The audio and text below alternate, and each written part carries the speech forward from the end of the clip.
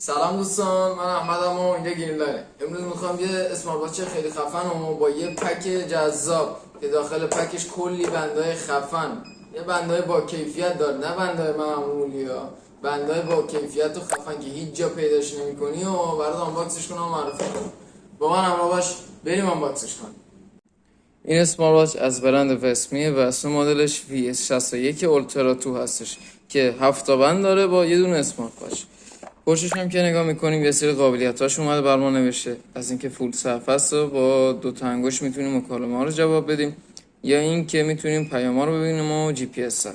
سمت چپش هم راجع به برنامه اختصاصیش توضیح داده که کیار کدش رو برام گذاشته که میتونیم با اسکن کردنش چه حالا توی اپل استور چه گوگل پلی اون کامل دانلودش کنیم و ازش استفاده کنیم. اسم برنامه‌ش هم فرفیت هستش. بریم ببینیم ست جذاب و خفن داخل پکش چیا داره. واو چه بندای خفن.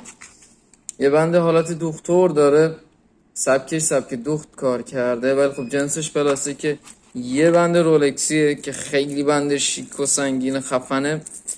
یه بند اوشن داره، یه دونه بند کنفی که یکی از خوشگل ترین و پرفروش ترین بندامون این بندای کنفیه. یه بند پوسماری داره، سبکش خیلی باحاله، خیلی خوش دست و نرم و ظریفه.